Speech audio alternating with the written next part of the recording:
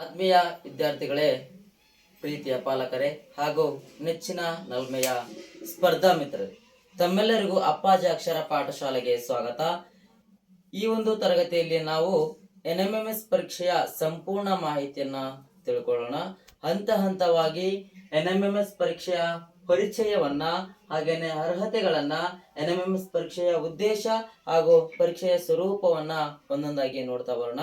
ಇಲ್ಲಿ ಮುಖ್ಯವಾಗಿ ನಾವು NMMS ಪರೀಕ್ಷೆಯ ಪರಿಚಯವನ್ನ ನೋಡೋದಾದ್ರೆ, NMMS ಪರೀಕ್ಷೆಯು ಕೇಂದ್ರೀಯ ಪುರಸ್ಕೃತ ಯೋಜನೆಯಾಗಿದ್ದು ಇದು 2008ರಿಂದ ಚಾಲ್ತಿಯಲ್ಲಿರುತ್ತದೆ.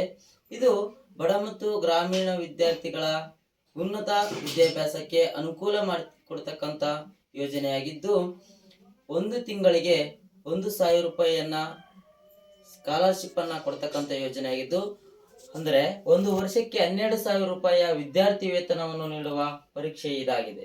ಈ ಒಂದು ಪರೀಕ್ಷೆಯನ್ನ ಬರೀಲಿಕ್ಕೆ ಅರ್ಹತೆಗಳು ಏನೇನು ಬೇಕು ಅಂತಂದ್ರೆ, ಈ ಒಂದು ಪರೀಕ್ಷೆಗೆ ಅರ್ಜಿಯನ್ನು ಸಲ್ಲಿಸಬೇಕಾದ್ರೆ 8ನೇ ತರಗತಿಯಲ್ಲಿ ವಿದ್ಯಾಭ್ಯಾಸ ಮಾಡ್ತಾ ಇರಬೇಕು. ಪ್ರಸ್ತುತ ಸಾಲಿನಲ್ಲಿ 8ನೇ ತರಗತಿಯಲ್ಲಿ ವಿದ್ಯಾಭ್ಯಾಸ ಮಾಡ್ತಾ ಇರಬೇಕು. ಹಾಗೇನೆ 7ನೇ ತರಗತಿಯಲ್ಲಿ ಪ್ರತಿಶತ 50ಕ್ಕಿಂತ ಹೆಚ್ಚಿನ ಅಂಕಗಳನ್ನ ತೆಗೆದುಕೊಂಡು ತೇರ್ಗಡೆ ಆಗಿರಬೇಕು. ಹಾಗೇನೆ ಸರ್ಕಾರಿ ಹಾಗೂ ಅನುದಾನಿತ ಶಾಲೆಗಳಲ್ಲಿ ವಿದ್ಯಾಭ್ಯಾಸ ಮಾಡ್ತಾ ಇರಬೇಕು. ಅಂತ ವಿದ್ಯಾರ್ಥಿಗಳು ಮಾತ್ರ ಈ NMMS ಪರೀಕ್ಷೆಗೆ ಅರ್ಜಿಯನ್ನ ಸಲ್ಲಿಸಲು ಅರ್ಹರಾಗಿರುತ್ತಾರೆ. ಹಾಗೇನೆ NMMS ಪರೀಕ್ಷೆಯ ಮುಖ್ಯ ಉದ್ದೇಶ ಏನು ಅಂತಂದ್ರೆ, NMMS ಪರೀಕ್ಷೆಯು ಬಡ ಮತ್ತು ಗ್ರಾಮೀಣ ಭಾಗದ ವಿದ್ಯಾರ್ಥಿಗಳ ಶಿಕ್ಷಣಕ್ಕೆ ಪ್ರೋತ್ಸಾಹವನ್ನ ನೀಡಲು ವಿದ್ಯಾರ್ಥಿ ವೇತನವನ್ನು ಸಹಾಯಧನವನ್ನಾಗಿ ನೀಡುತ್ತದೆ. ಇದು ಗ್ರಾಮೀಣ ಭಾಗದ ವಿದ್ಯಾರ್ಥಿಗಳು ಬಡತನ ಮತ್ತು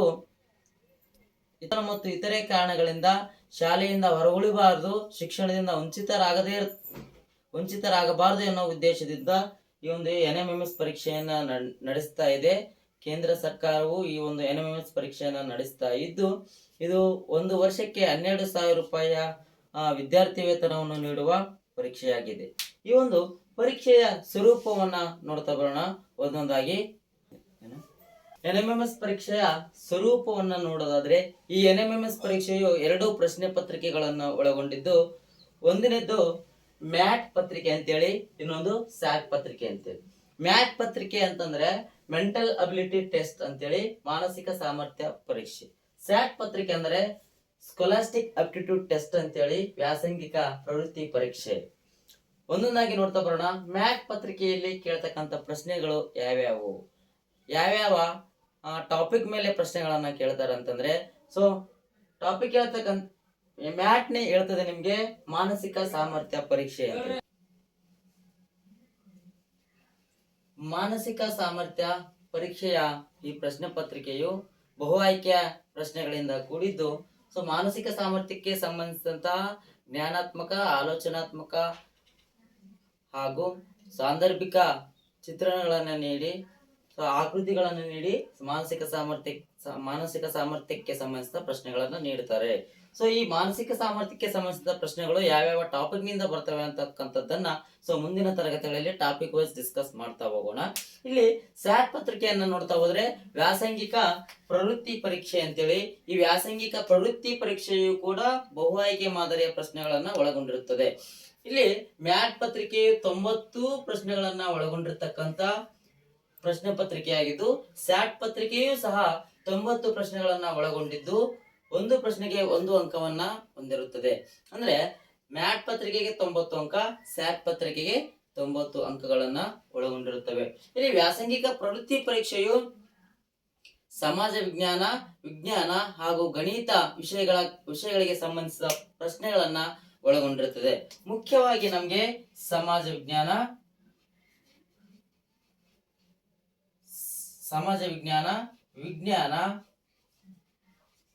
ಹಾಗೂ ಗಣಿತ ವಿಷಯಕ್ಕೆ ಸಂಬಂಧಿಸಿದ ಪ್ರಶ್ನೆಗಳು ಇರುತ್ತವೆ. ಇಲ್ಲಿ ಸಮಾಜ ವಿಜ್ಞಾನಕ್ಕೆ ಸಂಬಂಧಿಸಿದ ಪ್ರಶ್ನೆಗಳು 35 ಇರುತ್ತವೆ, ವಿಜ್ಞಾನಕ್ಕೆ ಸಂಬಂಧಿಸಿದ ಪ್ರಶ್ನೆಗಳು 35, ಹಾಗೇನೆ ಗಣಿತಕ್ಕೆ ಸಂಬಂಧಿಸಿದ ಪ್ರಶ್ನೆಗಳು 25 ಇರುತ್ತವೆ. ಸೊ ಈ ರೀತಿಯಾಗಿ ಅಂಕಗಳನ್ನ ವಿಂಗಡಣೆ ಮಾಡಿರ್ತಾರೆ. ಸಮಾಜ ವಿಜ್ಞಾನಕ್ಕೆ 35, ವಿಜ್ಞಾನಕ್ಕೆ 35, ಹಾಗೇನೆ ಗಣಿತ ವಿಷಯಕ್ಕೆ 20 ಅಂಕಗಳನ್ನ ನಿಗದಿಪಡಿಸಲಾಗಿದ್ದು, ಇದು ವ್ಯಾಸಂಗಿಕ ಪ್ರವೃತ್ತಿ ಪರೀಕ್ಷೆಯಾಗಿದೆ. ಈ ಒಂದು ವ್ಯಾಸಂಗಿಕ ಪ್ರವೃತ್ತಿ ಪರೀಕ್ಷೆಗೆ ಪಠ್ಯಕ್ರಮ ಇದಾಗಿದ್ದು, ಸೊ ಯಾವ ಪಠ್ಯಕ್ರಮ ಇರುತ್ತದೆ ಅಂತಂದ್ರೆ 7ನೇ ಮತ್ತು 8ನೇ ತರಗತಿ ವಿಜ್ಞಾನ ವಿಷಯಕ್ಕೆ ಸಂಬಂಧಿಸಿದಂತಹ ಪಠ್ಯಕ್ರಮ ಹಾಗೂ ಸಮಾಜ ವಿಜ್ಞಾನ ವಿಷಯಕ್ಕೆ ಸಂಬಂಧಿಸಿದಂತಹ ಪಠ್ಯಕ್ರಮ, ಹಾಗೇನೆ ಮಹತ್ವವುಳ್ಳಂತಹ ಗಣಿತ ಟಾಪಿಕ್ಸ್ ಗಳನ್ನ ಕೂಡ ನಿಮ್ಗೆ ಇಲ್ಲಿ ವ್ಯಾಸಂಗಿಕ ಪ್ರವೃತ್ತಿ ಪರೀಕ್ಷೆಯಲ್ಲಿ ಕೇಳ್ತಾರೆ. ಸೊ ಈ ಎರಡು ಪ್ರಶ್ನೆ ಪತ್ರಿಕೆಗಳನ್ನ ಸರಿಯಾಗಿ ಮತ್ತೆ ಟಾಪಿಕ್ ವೈಸ್ ಪ್ರಶ್ನೆಗಳನ್ನ ನಾವು ಏನ್ ಮಾಡೋಣ, ಈ ಒಂದು ಅಪ್ಪಾಜಿ ಅಕ್ಷರ ಪಾಠಶಾಲೆಯಲ್ಲಿ ಸರಣಿ ವಿಡಿಯೋಗಳನ್ನ ಆರಂಭ ಮಾಡ್ತಾ ಇದ್ದು, ಸೊ ಈ ಒಂದು ಮಾಹಿತಿಯನ್ನ ನಿಮ್ಮ ಸ್ನೇಹಿತರೊಂದಿಗೂ ಸಹ ಹಂಚಿಕೊಳ್ಳಿ. ಹಾಗೇನೆ 7 ಮತ್ತು 8ನೇ ತರಗತಿಯ ವಿದ್ಯಾರ್ಥಿಗಳಿಗೆ ಶೇರ್ ಮಾಡಿ. ಸೊ ವಿದ್ಯಾರ್ಥಿಗಳಿಗೆ ಸಹಾಯಧನವನ್ನ ಕೇಂದ್ರ ಸರ್ಕಾರವು ನೀಡುತ್ತಿದ್ದು, so NMMS national means come merit scholarship, ಈ ಒಂದು ಸಹಾಯಧನವನ್ನ ವಿದ್ಯಾರ್ಥಿ ವೇತನವನ್ನ ಎಲ್ಲಾ ವಿದ್ಯಾರ್ಥಿಗಳು ಪಡೆಯುವಂತಾಗಲಿ ಎಂಬುದೇ ಅಪ್ಪಾಜಿ ಅಕ್ಷರ ಪಾಠಶಾಲೆಯ ಆಶಯ. ಸೊ 1 ವರ್ಷಕ್ಕೆ 12,000 ರೂಪಾಯಿ ಅಂತೆ. ಸೊ ವಿದ್ಯಾರ್ಥಿಗಳು 9ರಿಂದ 12ನೇ ತರಗತಿಗಳವರೆಗೆ ತಮ್ಮ ವಿದ್ಯಾಭ್ಯಾಸವನ್ನ ಮುಂದುವರಿಸಿದಲ್ಲಿ ಈ ವಿದ್ಯಾರ್ಥಿ ವೇತನವನ್ನ ನೀಡಲಾಗುತ್ತದೆ. ಸೊ ಎಲ್ಲರಿಗೂ ಶುಭವಾಗಲಿ. ಈ ಅಪ್ಪಾಜಿ ಅಕ್ಷರ ಪಾಠಶಾಲೆ ವತಿಯಿಂದ ಎಲ್ಲಾ ವಿದ್ಯಾರ್ಥಿಗಳಿಗೂ ವಿದ್ಯಾರ್ಥಿ ವೇತನ ದೊರೆಯುವಂತಾಗಲಿ ಅಂತ ಹೇಳ್ತಾ, ಸೊ ತಾವೆಲ್ಲರೂ ನಮ್ಮ ಚಾನಲ್ನ ಸಬ್ಸ್ಕ್ರೈಬ್ ಮಾಡಿ, ಶೇರ್ ಮಾಡಿ, ತಮ್ಮ ಸ್ನೇಹಿತರೊಂದಿಗೂ ಸಹ ಹಂಚಿಕೊಳ್ಳಿ. ಎಲ್ಲರಿಗೂ ಧನ್ಯವಾದಗಳು. Thank you for watching.